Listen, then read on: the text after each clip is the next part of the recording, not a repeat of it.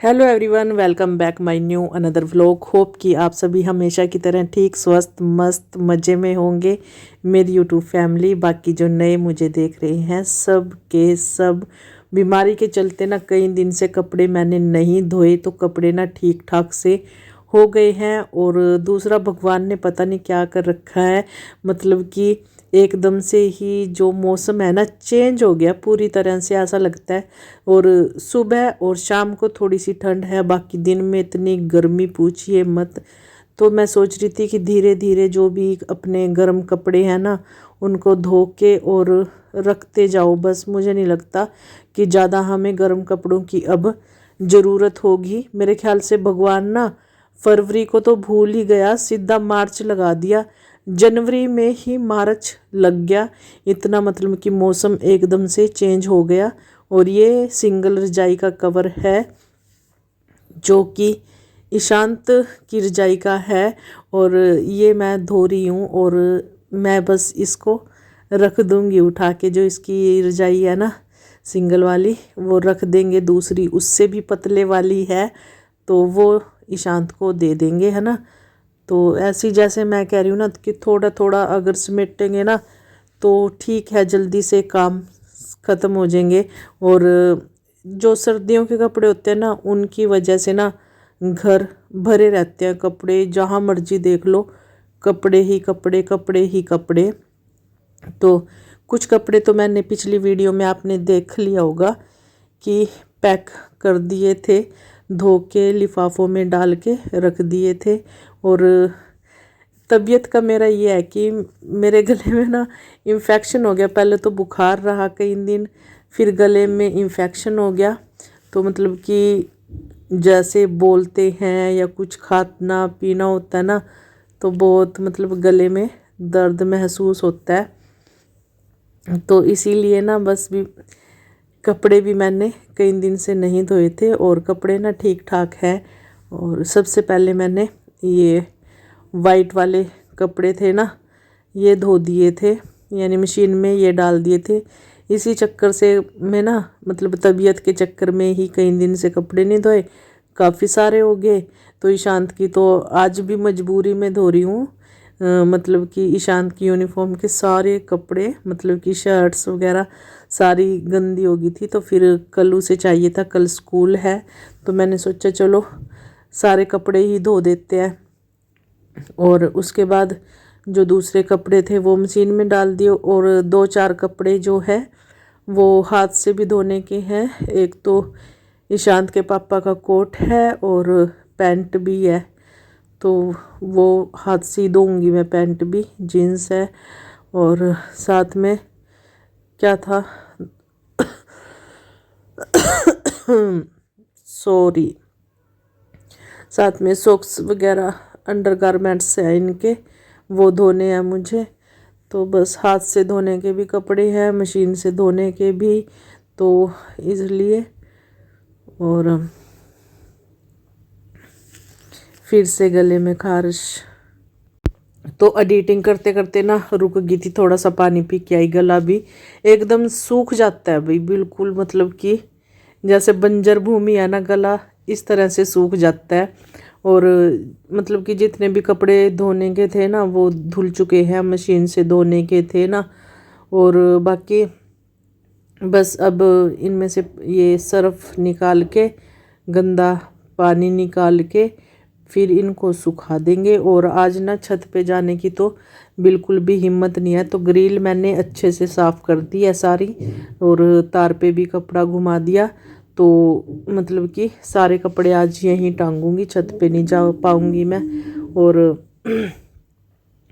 मतलब जो रजाई का कवर था वो लास्ट था, तो यहाँ पहले ये सारे कपड़े समेट के जो हाथ के धोने के हैं ना वो बाद में धोऊंगी। पहले कपड़े सूखना भी डाल दूंगी ताकि हवा लग के, धूप लग के कपड़े अच्छे से सूख जाएं शाम तक, है ना। वैसे तो सूख जाएंगे क्योंकि हवा भी चली हुई है और धूप भी बहुत अच्छे वाली तेज वाली निकली हुई है।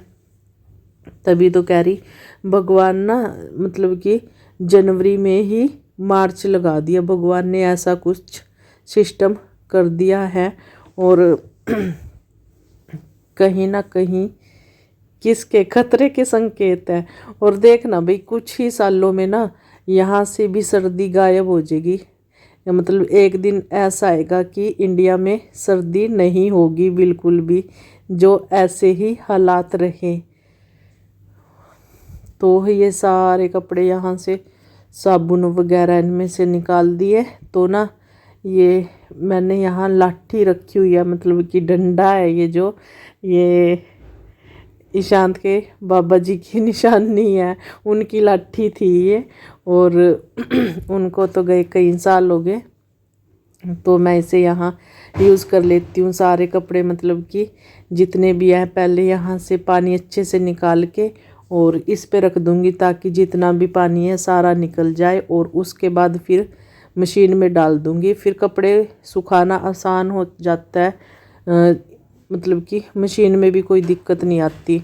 और इस तरह से हम ये सारे कपड़े यहाँ टांग देंगे, है ना।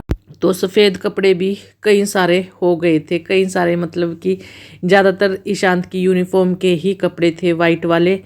तो थोड़ा सा वाइट कपड़ों को ही धोना मुश्किल मुझे लगता है, कई बार लगता भी है और नहीं भी लगता, दोनों ही काम है।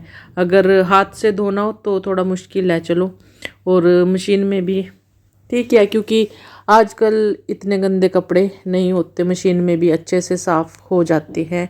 और यहाँ ये सारे कपड़ों में से गंदा पानी निकाल दिया और पानी में से ये कपड़े इस डंडे पे टांग दिए, ताकि जब मशीन में डालूँगी ना तो इनका वज़न हल्का हो जाए, तो ज़्यादा इसमें वज़न नहीं होगा पानी। तो आज ब्रेक ले लेके ना एडिटिंग करनी पड़ रही है भाई, बार बार ना गला सूख जाता है, फिर पानी पी के फिर से एडिटिंग करना शुरू की है। और ये ईशांत की ब्लैक वाली जैकेट है, और इसमें ना कोई मतलब कागज़ था, कागज़ भी ना बड़ा था, कोई पता नहीं पेपर ना उसका, पता नहीं। ईशांत के पापा कल डाल के गए थे इसको, क्योंकि ईशांत को और उसके पापा को एक ही कपड़ा आ जाता है अब दोनों को, बाप बेटे को। तो ईशांत के पापा ने डाली थी, शायद उनका कोई ज़रूरी कागज़ न हो, बस मुझे ऐसे ही लग रहा है कि ईशांत के पापा का कोई कागज़ था इसमें, और वो पूरी तरह से नष्ट हो चुका है। और डांट शायद मुझे पड़े, अगर जो ज़रूरी हुआ, अगर ज़रूरी ना हुआ फिर तो चलो क्या ही डांट पड़नी है ना। तो मुझे भी ना कुछ होश नहीं था। ये लास्ट है, और आप इस तरह की भूल मत करना। जैसे मैं ये मशीन में इसको ना उल्ट फुल्ट कर दूंगी थोड़ा सा, क्योंकि एक तरफ ही घूमी जा रहा है, और आप ऐसे मत करना। चलती मशीन में कभी भी हाथ नहीं डालना चाहिए। तो हमें तो प्रैक्टिस होगी भाई, बहुत सालों से काम करते जा रहे हैं, करते आ रहे हैं। और ये देखिए अब भी मैं दवाई लेने लगी हूँ, दवाई के सहारे। तो एक टैबलेट मेरे हाथ से छूट के नीचे चली गई थी, तो मैं क्या, कहाँ जाएगी, तू भी आ जा। तो दवाई के सहारे मैं अपनी वीडियो बना रही हूँ, अपने घर के काम कर रही हूँ। पता नहीं किसकी टोक लग गई है।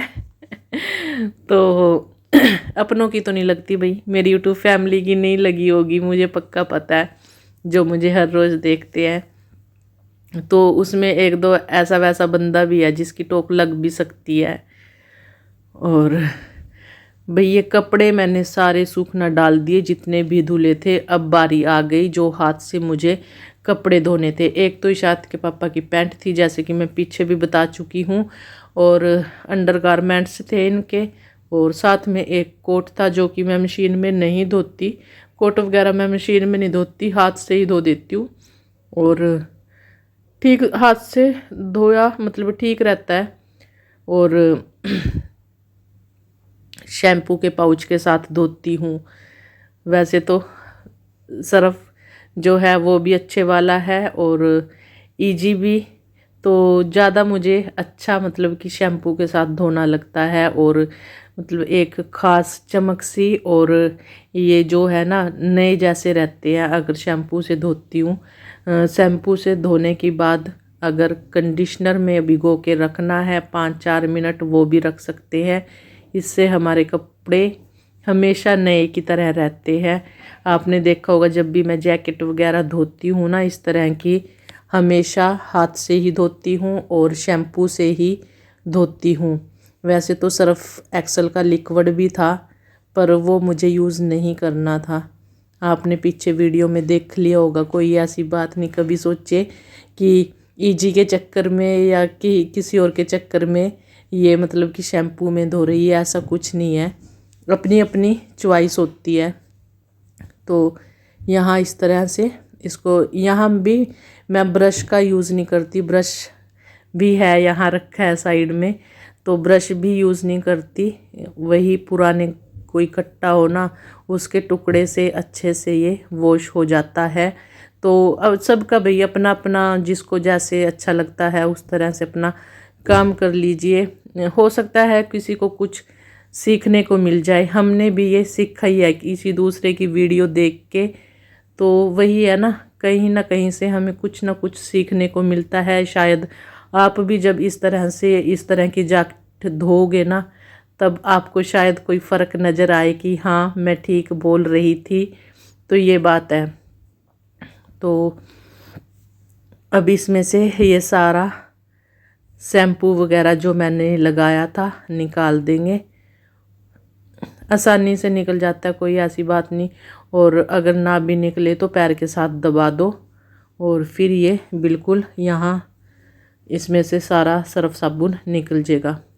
तो पैंट धो दी थी और वो मैं मशीन में डाल दी, क्योंकि जो जैकेट है उसको मैं अलग से मतलब सुखा दूंगी मशीन में।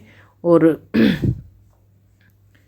फिर मतलब कि कुछ तो मशीन जो है ना वो मतलब कि उसमें कोई ख़राब भी है थोड़ा बहुत, उसमें ज़्यादा हैवी कपड़ा नहीं चलता एकदम से। और इस तरह थोड़े थोड़े करके सूख ही गए। आप ये देख ही रहे होंगे तार पे सारे कपड़े सूख भी गए, है ना। तो ये था थोड़ा सा, यहाँ हमारा ये लास्ट था। बाकी ना वैसे मेरी कोई स्कीम नहीं थी आज, अभी एडिटिंग करते करते मैंने सोचा ये भी बता दूं। तो वैसे कोई स्कीम नहीं थी, दिमाग में आया क्योंकि शांत ने कई दिन से बोला था कि मम्मी लड्डू ख़त्म हो गए, जो मैंने उसके लिए लड्डू बनाती हूँ ना हमेशा, वो ख़त्म हो गए थे और ईशांत को पसंद है।